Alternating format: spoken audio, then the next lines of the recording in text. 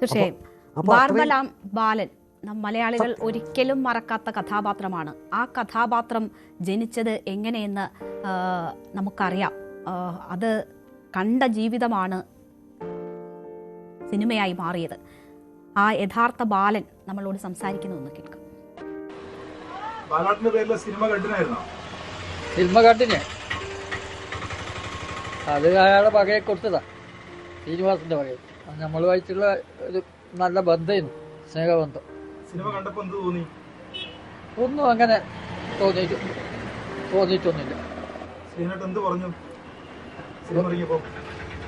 ഒന്നും പറഞ്ഞിട്ടില്ല.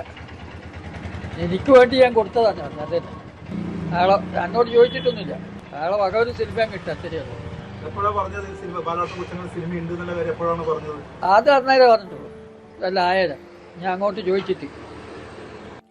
ദാസൻ, നമ്മളെല്ലാം ആഘോഷിക്കുന്ന സൗഹൃദം, ദാസന്റെയും വിജയന്റെയും സൗഹൃദം, അതും തന്റെ പരിസരങ്ങളിൽ നിന്ന് കണ്ടെടുത്ത കഥാപാത്രങ്ങളായിരുന്നു. ആ ദാസനും അദ്ദേഹത്തിന്റെ വേർപാടിൽ പഴയ ഓർമ്മകൾ പങ്കുവച്ചു. ഒരിക്കലും ജീവിതത്തിൽ അവനെ മറക്കാൻ പറ്റില്ല. അത്രയും ഞമ്മളുള്ള ബന്ധം ഒരു ഏട്ടാൻ ചെയ്യുന്നല്ല, അത്രയും ബന്ധം. എന്ത് മദ്രാസിലുള്ളപ്പോൾ തന്നെ എൻ്റെ ഫ്ലാറ്റിൽ വന്നിട്ട് പലപ്പോഴും വരാറുണ്ടായിരുന്നു.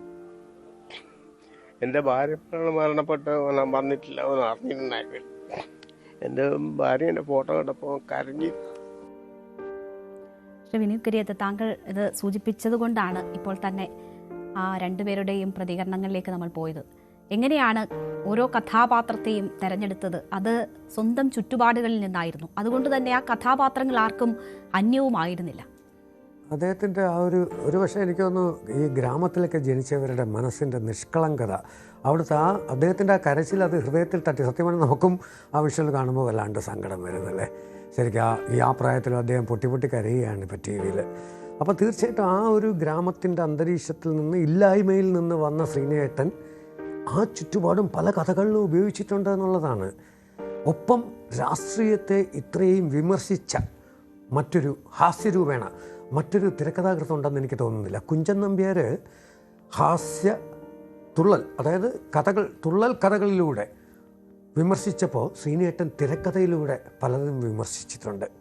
വെള്ളാനകളുടെ നാട്, അതിലപ്പുറം നമ്മുടെ നാട്ടിലെ ഒരു മുതലാളിയാവാൻ മോഹിച്ച, അല്ലെങ്കിൽ ഒരു ബിസിനസ് ചെയ്യാൻ കഷ്ടപ്പെട്ട് മണലാരണ്യത്തിൽ നിന്ന് വന്ന് സമ്പാദിച്ച പണം മുടക്കിയ ഒരാൾ ഇവിടുത്തെ ട്രേഡ് യൂണിയനുകൾ എങ്ങനെയാണ് അതിനെ പൂട്ടിക്കുന്നത് എന്ന് എത്ര വ്യക്തമായിട്ട് ശ്രീനേട്ടൻ നർമ്മത്തിലൂടെയും ഭയങ്കര നമുക്ക് ഫീൽ ചെയ്യുന്ന ക്ലൈമാക്സും മോഹൻലാലൊക്കെ തകർത്തഭിനയിച്ച്